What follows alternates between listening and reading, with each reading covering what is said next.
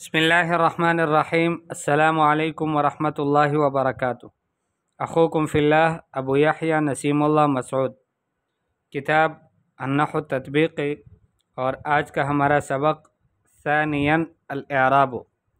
اولاً البناء، مبنی ہم نے پڑھا اور اس کی ساری تفصیلات پڑھ لی۔ آج کے سبق میں ہم معرب کی تفصیلات پڑھیں گے۔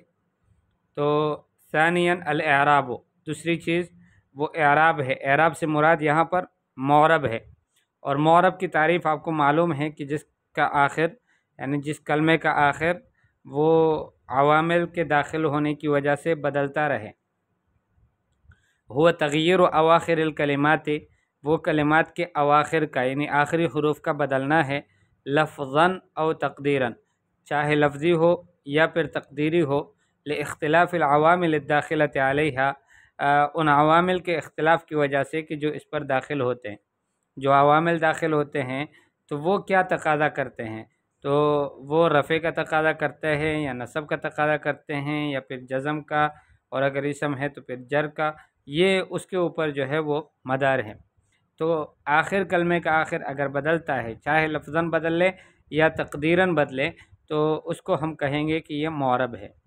ای ان الکلمۃ ان تغیر حال آخرها، یعنی کہ کلمہ اگر اس کے آخر کا حال بدل جائے، من حال الرفع الی حال النصب، رفع کی حالت سے نصب کی حالت کی طرف، او الجر یا جر کی حالت کی طرف، بسبب العوامل الداخلۃ علیہا، بسبب ان عوامل کے کہ جو اس پر داخل ہوئے ہیں، فہی معربۃ، تو وہ معرب ہے۔ یعنی ایک ہی کلمہ ہے، کبھی وہ مرفوع بنتا ہے، کبھی منصوب، کبھی مجرور، تو پتہ چلتا ہے کہ یہ مبنی نہیں ہے بلکہ معرب ہے، اس کا آخر بدلتا رہتا ہے۔ والاعراب لا يدخل الا الاسم والفعل المضارع، اعراب جو ہے وہ داخل نہیں ہوتا مگر اسم پر اور فعل مضارع پر، یعنی معرب جو ہے وہ اسماء بھی ہوں گے اور فعل مضارع بھی معرب ہوگا۔ مثالہ من الاسم، اسم میں سے مثال کلمۃ رجل، رجل جو کلمہ ہے من قولہ تعالی، اللہ جل شانہ کی اس قول میں، وجاء رجل، تو جاء فعل اور رجل فاعل، اور فاعل مرفوع ہوتا ہے۔ قولہ تعالی اتقتلون رجلا، کیا تم ایک آدمی کو قتل کرتے ہو، تو تقتلون فعل اور ضمیر اسم فاعل اور رجلا مفعول به، مفعول به منصوب ہوتا ہے۔ قولہ تعالی واوحینا، اوحینا الی رجل، ہم نے ایک آدمی کو وحی کی، تو رجل یہاں پر مجرور ہے الی حرف جر کی وجہ سے۔ ففی الآیت الاولی جاءت مرفوعہ، پہلی والی آیت میں یہ جو کلمہ ہے رجل یہ مرفوعہ آ گیا، لأن عاملہ جاء، اس لیے کہ جو اس کا عامل ہے وہ جاء ہے، یطلب فاعلا، اس کو فاعل کی ضرورت ہے، فجاءت فاعلا، تو اس کو یہ فاعل آ گیا، اس وجہ سے فاعل مرفوع ہوتا ہے تو یہ مرفوع بن گیا۔ وفی الآیت الثانیہ، دوسری آیت میں جاءت منصوبتاً، دوسری آیت میں یہ منصوب آ گیا، کیوں؟ لأن عاملہ تقتلون، اس لیے کہ اس کا جو عامل ہے جو اس میں عمل کر رہا ہے وہ ہے تقتلون فعل، یطلب مفعولا به، اس کو مفعول به کی ضرورت ہے، فجاءت مفعولا به، تو یہ مفعول به آ گیا۔ وفی الآیت الثالثہ، تیسری آیت میں جاءت مجرورتاً، مجرور آ گیا، لأن عاملہ الی، اس لیے کہ جو اس کا عامل ہے الی، یطلب مجرورا، اس کو مجرور کی ضرورت ہے، فجاءت مجرورتاً بالی، تو یہ مجرور آ گیا الی کی وجہ سے۔ فلما تغیر حال آخرها، جب اس کے آخر کا حال بدل گیا، بتغیر العوامل، عوامل کے بدلنے سے، عرفنا انہا معربۃ، ہم نے یہ پہچان لیا، ہمیں معلوم ہو گیا کہ یہ معرب ہے، یہ مبنی نہیں ہے۔ وہی رجل کلمہ ہے، کبھی جاء رجل میں مرفوع ہے، اتقتلون رجلا میں منصوب ہے، اور اوحینا الی رجل میں مجرور ہے۔ یہ اسم میں سے ایک مثال آپ کے سامنے پیش کر دی۔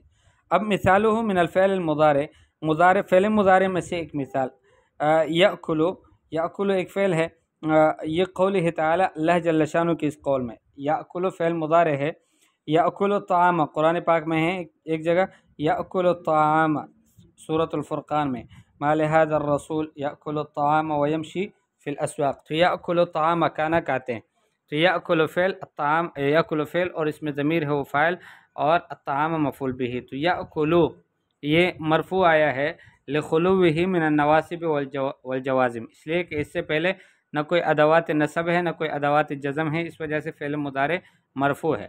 اور قولہ تعالی ان یأکل لحم اخیہ میتا، ان یأکلا، تو یہاں پر یأکلا وہی یأکل ہوتا ہے، لیکن اب یہاں پر یأکلا بن گیا، منصوب بن گیا، کیوں؟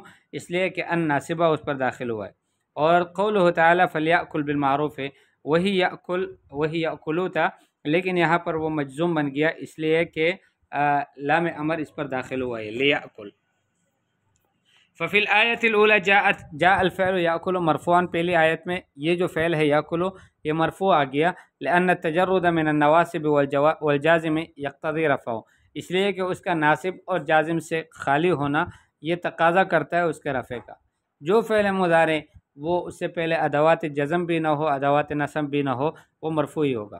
وفی الآیت الثانیہ جاء منصوبا، دوسری آیت میں منصوب آ گیا، لأن ان تقتضی نصبہ، اس لیے کہ ان جو ہے وہ اس کے نصب کا تقاضا کرتا ہے۔ وفی الآیت الثالثہ جاء مجزوما، تیسری آیت میں یہ مجزوم آ گیا، لأن لام الامر تقتضی جزمہ، اس لیے کہ لام امر اس کی جزم کا تقاضا کرتا ہے۔ فلما تغیر حال آخرہ بتغیر العوامل، جب اس کے آخر کا حال بدلا عوامل کے بدلنے سے، عرفنا انہ معرب، ہم نے پہچان لیا کہ یہ معرب ہے۔